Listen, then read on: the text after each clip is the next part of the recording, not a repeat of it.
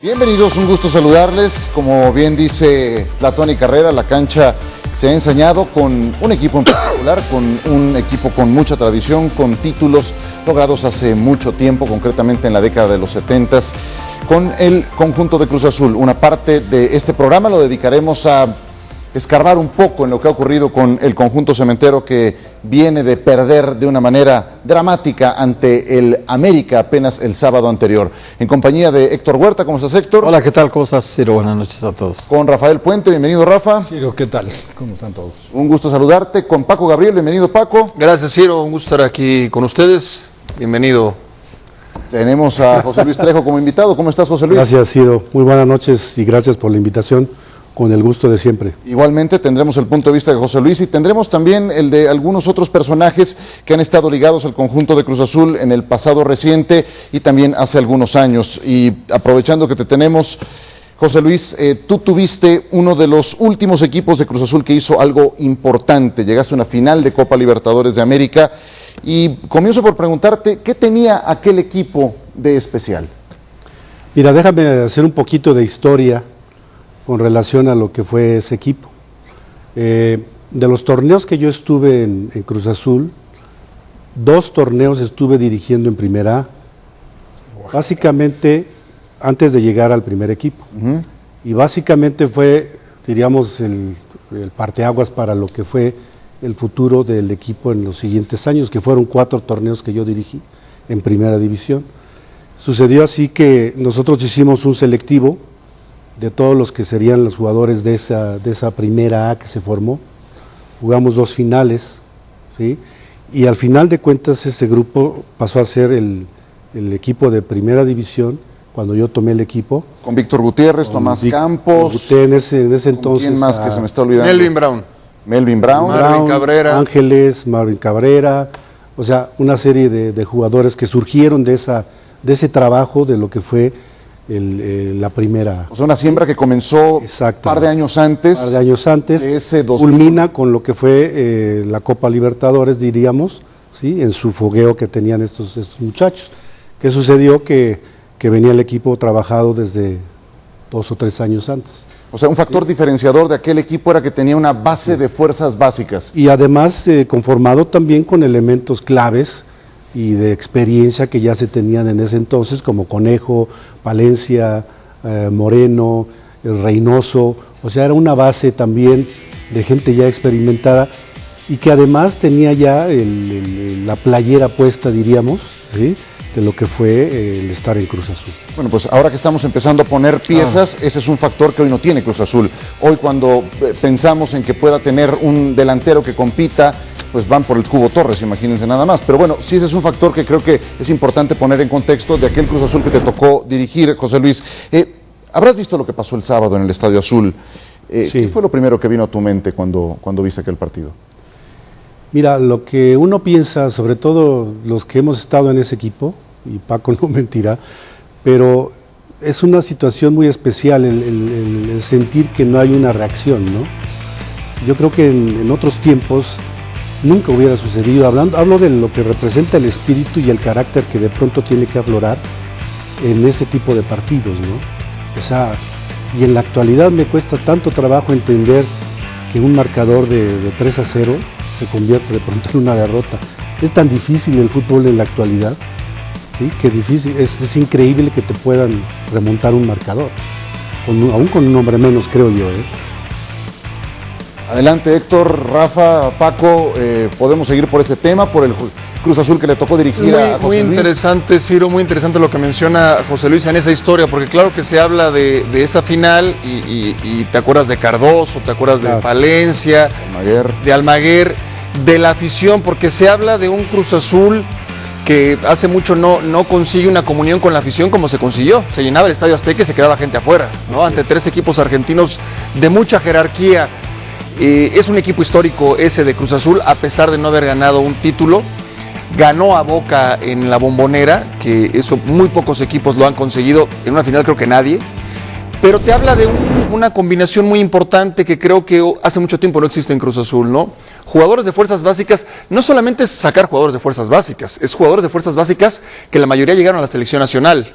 Jugadores extranjeros Los mejores en ese momento, caso de Piñeiro, el propio Matute, Galdames. ni qué decir, Galdames. Cardoso, y jugadores reconocidos como el Conejo, Palencia, es decir, una combinación que hace mucho tiempo no está en Cruz Azul. ¿Y qué tanto pasa por lo mental, José Luis? Muchísimo, yo creo que ese es fundamental, ¿no? El hecho de que exista gente con una mentalidad importante. O sea, en ese entonces, lógicamente que existían este tipo de jugadores que se ponen la camiseta y además tienen mentalidad triunfadora. Todos los partidos que nosotros jugamos de visitante en Copa Libertadores, íbamos con la intención de ganar. Buscábamos en canchas de visitante ir a ganar los partidos. Y eso nos dio resultados siempre. Apretábamos en la cancha desde arriba, los presionábamos, en muchos partidos nos dio resultado. Y eso nos hizo llegar a lo que llegamos, a una final importante para el Cruz Azul, ¿no? Ahora, a ti como técnico, José Luis, ese periodo del que hablas, el previo al primer equipo, situación que hoy Cruz Azul lo tiene totalmente borrado. Exacto. O sea, no existen, no tienen una primera A como para venir trabajando o cumpliendo con ese trabajo que en aquella época, nos lo recuerdas a todos, derivó con ese resultado tan importante a nivel internacional. Así es. Hoy lo de Cruz Azul, al margen de todo, yo creo que es el periodo más crítico en la historia de Cruz Azul. O sea, 4 torneos, porque la ausencia de títulos tiene muchos años, pero la presencia de Cruz Azul como un competidor interesante, liguilla, llegar a finales, ok, perder la final, pero ser subcampeón. Ahora son 4 torneos que este equipo no consigue calificar dentro de los 8 que entran a liguilla. Sí, es increíble, Rafa. Yo te digo, ¿cómo te podría yo explicar esta situación? Es increíble que, no sé cómo esté ahorita en la estructura del club, porque no lo conozco actualmente, pero no sé cómo estará funcionando y cómo viene siendo la formación de jugadores, ¿sí? Me puedo imaginar que no ha sido de gran calidad, pero se descuidó seguramente, y aquí está el resultado, que actualmente tú ves en la alineación del equipo, y estás hablando de 1, 2, 3 jugadores, 4 jugadores tal vez, que son base mexicana, de formación hecha tal vez 2 o 3 nada más en Cruz Azul. Sí, Julio César Domínguez. Y el resto son jugadores extranjeros. Y tú sabes muy bien que un equipo, y todos lo sabemos, que en México la base de un equipo tiene que ser mexicana. Los jugadores mexicanos son los que a la larga siempre sacan a flote un equipo. Aunque ha cambiado, ¿no, José Luis? Ahora con la regla 18 sí, ha cambiado. pero eso normalmente así. Era lo normal. Era lo normal. Sí. Entonces, ahora está padeciéndose esa situación. Ese es el problema actual. En el caso de Cruz Azul, yo creo que han surgido pocos jugadores, ¿sí? Y sobre todo de calidad. Entonces, se está recurriendo, creo que en una forma un poco desesperada, pensando en que a través de traer a jugadores se puede lograr el éxito. Y yo creo que se tienen que conjuntar estos números, Ciro, nos dicen mucho. En 50 años de Cruz Azul ha habido solo 3 presidentes. Es un equipo extraño, ¿no? Guillermo Álvarez Macías, don Guillermo, que entre 68 y 74 consiguió 5 títulos.